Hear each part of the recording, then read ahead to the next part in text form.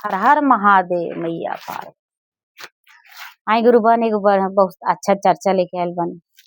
एगो पंडित जी रहलन, तब पंडित जी रहलन तो पंडित जी के बहुत धन संपत्ति रहे, अनई धन रहे, लेकिन उ पंडित जी कहियो दान पुण्य ना करस। पंडित जी कहियो दान पुण्य ना करस। खेती बाड़ी जी जीविका बहुत रहे पंडित जी के। आ यहाँ तक ले पंडित जी कोई के घरे भी मतलब पूजा पाठ करावे ना जास, आना पूजा पाठ में जास। ऐसे कि उनकरा धन के घमंड रहे पंडित जी आ बहुत धन रहे, लेकिन कोई आयला दुआरी कोई भिक्षु भिक्षार के गुरु बहन दान पुण्य ना करस पंडित जी। तो उनकरा एगो बेटा रहे पंडित जी के। तो पंडित जी अपना बेटा के बियाह कैलन। जब पंडित जी अपना बेटा के बियाह कैलन तब पतोह अइली। तब पतोह ऐसन अइली कि शिव चर्चा करे वाला अइली, शिव के शिष्या अइली पतोह।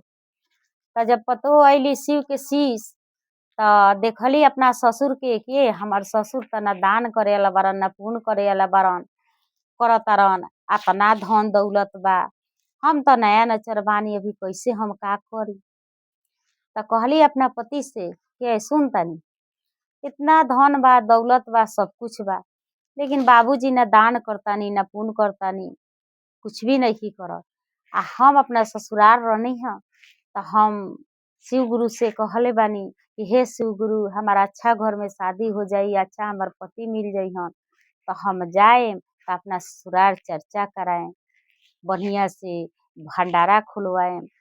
तो देखो तानी कि बाबूजी तक कुछ दान पुण्य करते नहीं थी हैं, तो हम चर्चा कैसे कहवाएं, भंडारा कैसे करवाएं। जो नामदी हाथ ना भर कोई के कुछ नहीं के दे तो नामदी हाथ ना भंडारा कैसे कराई। इतना चर्चा चर्चा में तो खर्चा नहीं है गुरु बा, लेकिन भंडारा कैसे हुई। कहली अपना पति, कहले उनकर पति कि अच्छा टेंशन मतलब हम बानी नी। का कहले उनकर पति दानी रहलन। उनकर जौन राजा के अथी के पंडित जी के बेटा रहलन उ दानी रहलन।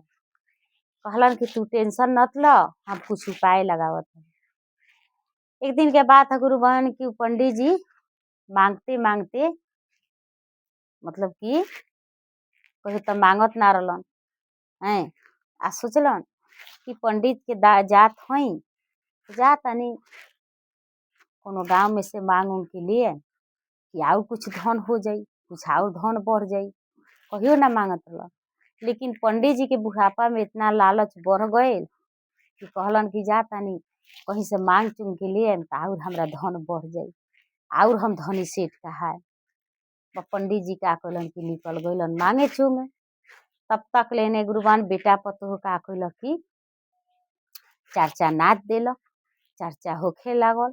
जब चर्चा होखे लागल आ इन्हें भंडारा के सब कुछ बने लागल। गुरुबान 3 घंटा चर्चा भइल, बहुत धूमधाम से चर्चा भइल, अच्छा से चर्चा भइल। आ ओकरा बाद में भंडारा होखे लागल। जब भंडारा होते होते मतलब खाते पीते लोग साँझ हो गए तो लोग खा हाथ ना का करे कि लेके जाए। जब साँझ हो गए 5-6 बज गए तो पंडित जी दूसरा गांव में से मांग चूंग के हते मोटा आवत रह आ मन में सोचत रहन कि अभी जन मंगनी है तौने खाएम सब आ बकी हमार धन आउरी जोगाए। आवत रहन तो देखत रहन कि मार लोग भंडारा खा के जाताटे। तो वही में लोग बतियाता कि बताओ पंडितवा कितना कंजूस रहलक कि हत्ता भर कोई के दान पुण्य ना करत रहलक। आई बेटा कितना पतोह कितना दानी बा कि चर्चा करौलक, हमार लोग के भंडारा करावता, हमार लोग के खियावता पियावता, लाद के हाथ में देता। आ पंडित जी मूड़ी पर मोटा ले ले बारन आ पूछत तरन के भाई सुना सुना कि कहाँ भंडारा होता। पंडित जी सोचलन कि रोका हाथ ना भंडारवा में से हमू ले ली आ ले जाम तो साँझ के खर्ची हो जाई। तो कहलन के भाई कहाँ भंडारा होता। आ तो ये पंडित जी तोरा मालूम नहीं कि रौरे बेटा बतो तो भंडारा करावता आ चर्चा शिव चर्चा भइल, बड़ी धूमधाम से शिव चर्चा भइल आ बड़ी धूमधाम से भंडारा होता। जे खाता से खाता आ हाथ नाता बांध के रौ बेटा पतो देते। कहले पंडित जी की हमार बेटा पतो, कहल कि हाँ राउर बेटा पतो। अब तो पंडित जी के पूरा आय छोड़ के बाय हो गए। कि बाप रे बाप हम गइल बानी कहियो जवानी से लेके अभी तक कहियो भीख ना मंगनी आ सोचनी है कि कुछ धन जोगा ली आउरी हम गइल बानी दूसरा गाँव में भीख मांगे तब तक ले बताओ हमरे बेटा पतोह हमरा के दिलवा देला। जब पंडित जी अइलन त देखत तारन कि भंडारा हिंग सारा लोग चल गइल बा आ हिंग सब बर्तन सर्तन देखत तारन त जितना अनाज पानी सब कुछ बा सब कुछ खत्म सब उड़ा गए। अब तो पंडित जी माथा पर हाथ धो के बैठ गइल आ कहत तारन का कि बाप रे बाप अब हम जहर माहुर खा के मर जाए ऐसे कि इतना धन जुगावल हमार कौन फायदा कइल कि हमार बेटा पतोह एक दिन हम मांगे चल गइनी तो कहियो जात ना रहनी हम मांगे खातिर एक दिन हम मांगे चल गइनी तो हमार बेटा पतोह सारा धन बिलवा दिल हैं। आ पंडित जी खैलन ना पियलन ना जाके अपना रूम में सुत गइलन खिस के मारे बेटा खाना लेके गइलन पंडित जी ना बोलन। फिर बिहान भइला भइल फिर का भइल कि बेटा खाना लेके गइलन ए बाबूजी जाए दी गलती हो गइल ह हमनी के भाड़ा रलक ह तारा बहू के तो हमनी के चर्चा कहवा देनी है सो आ भंडारा का हो गए हैं उससे कोनो बात नहीं कि हम कमा लेम बाबूजी उतना है कि रोरा टेंशन मत ली। पंडित जी कुछ ना बोलन कहतन कि हम खाना ना खाए। बेटा कहलन कि ना बाबूजी खाना खा ली ना खाना खाए तो रौरा कुछ हो जाए आ तो ना हम कुछ ना खाए।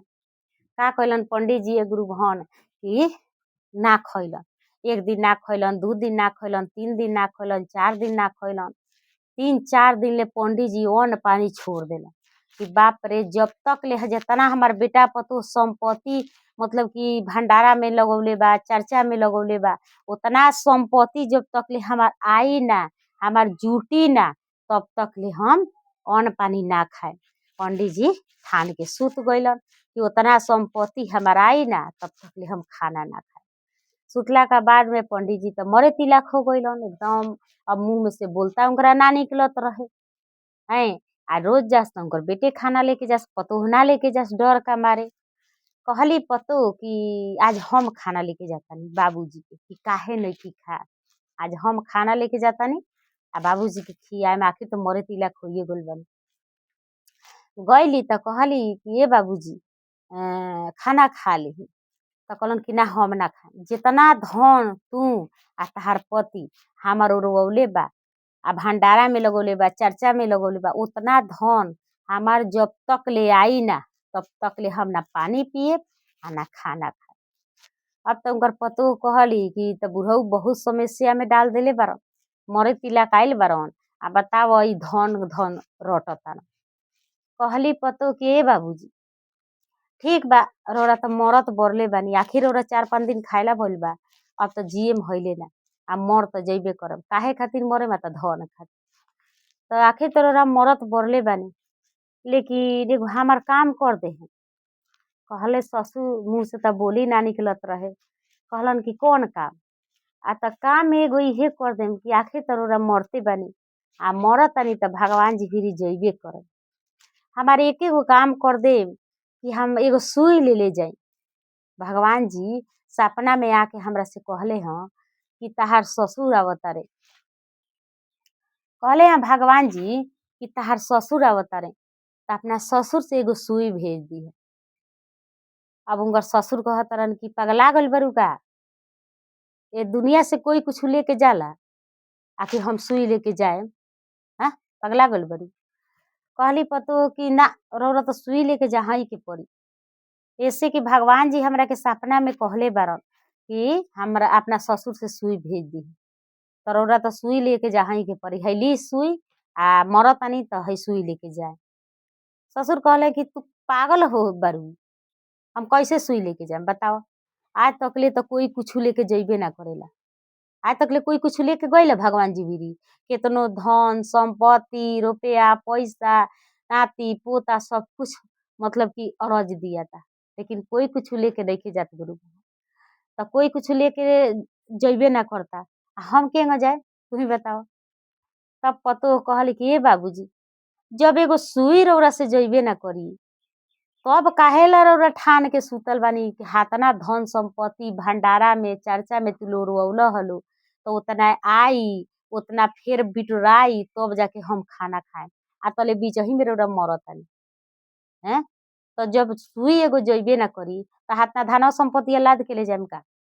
कहाँ से ले जाम इतना धन संपत्ति हैं? आखिर रौरा ठान के सुतल बारी।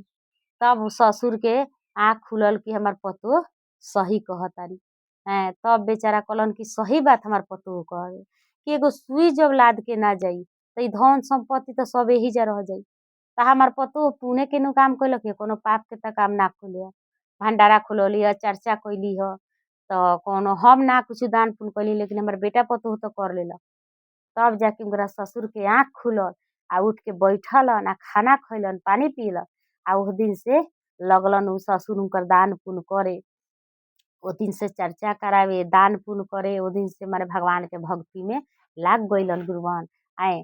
आ ओ दिन से ससुर जेंग पतोह कहल, जेंग बेटा कहल ओंग दान पुण्य करे लगलन आ भगवान के भक्ति में लाग गइलन। आ कौनो भिक्षु विचार मतलब कि खाली ना जा ओ दिन से। तो कहल बा जब से बुझे तब से सूझे। तो प्रेम से बोली हर हर महादेव मैया पार्वती भगवान। चर्चा अच्छा लगी तो अथी लाइक जरूर करें लोग। और हमारा चैनल के नाम है उर्मिला भक्ति सागर, तो सब्सक्राइब जरूर करें। राम गुरुवान।